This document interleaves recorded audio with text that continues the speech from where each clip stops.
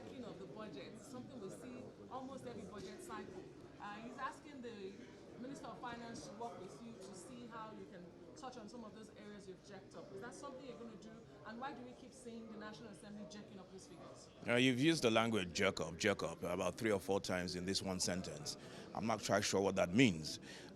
If you understand constitutional democracy, there are different layers of government, and it's called separation of powers. Ours is for us to receive proposals, and that's why they're called proposals.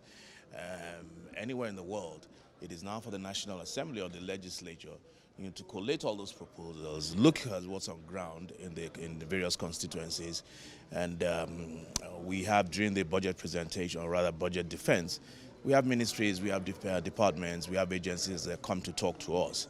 And we look at the reality on ground and what they have before them, and whether or not they can actually execute their mandate as per their ministries and departments.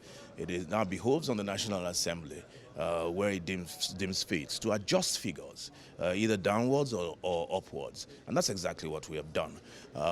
We cannot, you see, the problem with the National Assembly is that you can't win to lose. If you return the budget the exact way it is, you're called rubber stamp. If you do what you're supposed to do and adjust figures for the good of the country, you call it jacking up or inflation. So I think the National Assembly has done very well in meeting its constitutional mandate and giving the country. It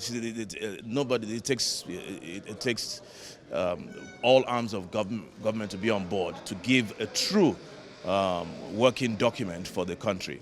The executive did everything they could, and we have even a wider view, a bird's eye view of what's going on in all the agencies, and we have also complemented what the executive has done. There's no you did, you didn't do. No, it's all for the good of the country, and that's what we've done. Thank you. Happy New Year.